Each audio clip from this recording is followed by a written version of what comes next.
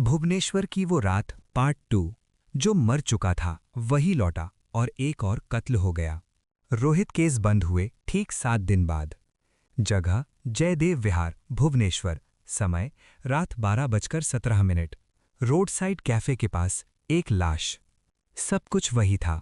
गला कटा हुआ, हाथ में एक कागज, शरीर के पास नाली।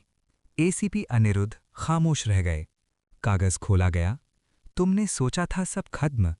हाथ की लिखावट रोहित जैसी थी। नाम मनोज नायक, उम्र 29 साल, पेशा फ्रीलांस वीडियो एडिटर, रहता था old town. Forensic report dash जहर डैश गला काटा डैश वही पैटर्न। एसीपी बोले, ये कॉपी कैट मर्डर है। मोबाइल डेटा खंगाला गया। मनोज, रोहित का कॉलेज रूममेट, 5 साल पुराने गर्ल मर्डर केस का वीडियो एडिटर। वही वीडियो मनोज ने एडिट किया था। एसीपी ने वीडियो फ्रेम बाय फ्रेम देखा। वीडियो में कत्ल करता हुआ इंसान रोहित, कैमरा संभालने वाला मनोज। मनोज गवाह नहीं था, वो अपराध में साथी था। सीसीटीवी फुटेज सामने आई। रात 11:50।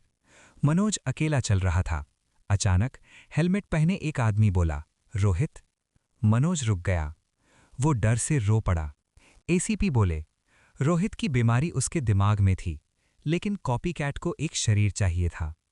कॉल लॉग में मरने से पहले एक आखिरी call, unknown number.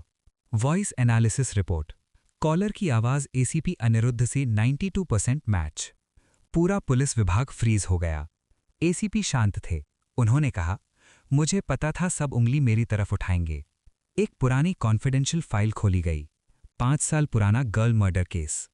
Victim ACP Anirudh की बहन। सबूत न होने की वजह से केस बंद कर दिया गया था। एसीपी का बयान, रोहित मरा अपने गिल्ट से, मनोज मरा अपने डर से। मैंने किसी को नहीं मारा, मैंने बस सच उनके हाथों में दे दिया। एसीपी की डेस्क पर एक नई फाइल। कवर पर लिखा था, next name loading. CCTV screen पर भुवनेश्वर रेलवे स्टेशन। एक युवक कैमरे की तरफ देखता है और मुस्कुराता है। डेविल।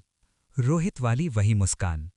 अगर आप जानना चाहते हैं इस खौफनाक कहानी का अगला सच, तो वीडियो के पार्ट 3 के लिए लाइक कीजिए, शेयर कीजिए और चैनल को सब्सक्राइब करना मत भूलिए, क्योंकि अगला नाम शायद कोई भी हो सकता है।